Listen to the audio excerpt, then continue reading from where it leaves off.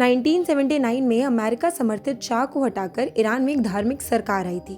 उस वक्त लोगों ने सोचा था अब उनका वक्त बदल जाएगा, लेकिन आज वही सिस्टम लोगों के गुस्से की सबसे बड़ी वजह बना हुआ है।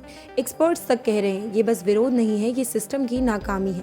इतिहास सीधी बात कहता है, कोई भी सरकार एक गलती से नहीं गिरती। जब परेशानियां इकट्ठा हो जाती हैं फिर सिस्टम खुद ब खुद टूट जाता है, और ईरान में आज ऐसी सारी शर्तें मौजूद हैं। पिछले हफ्ते ईरान के कई शहरों Tehran, Mashhad, Isfahan, Siraj, Tabriz में विरोध अचानक तेज हो गया। लोग हर दिन सड़कों पर उतर रहे हैं, और अब की बार ये बस नारे नहीं हैं।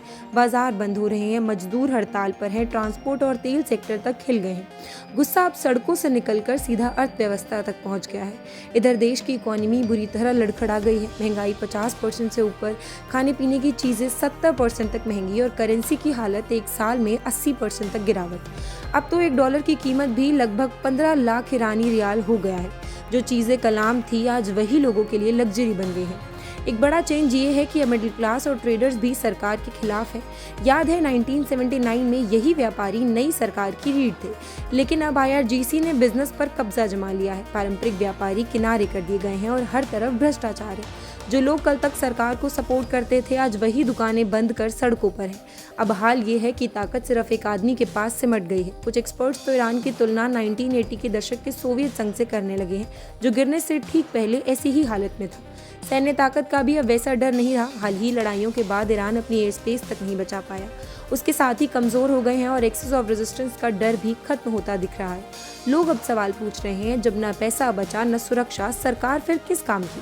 फिलहाल एक ही चीज सरकार को बचाए हुए, सिक्योरिटी फोर्सेस, खासकर IRGC। अब तक न कोई बड़ा विद्रोह हुआ, न ही सुरक्षा बलों में फूट पड़ी है। जब तक बंदूक साथ है तब तक सिस्टम टिक सकता है, लेकिन इतिहास हमेशा एक बात कहता है, जिस दिन सुरक्षा बलों को लगे कि अब फायदा नहीं रहा, भविष्य भी सुरक्षित नहीं है और सरकार अब गिरेगी ही, उस दिन सब कुछ बहुत तेजी से बदल जाएगा।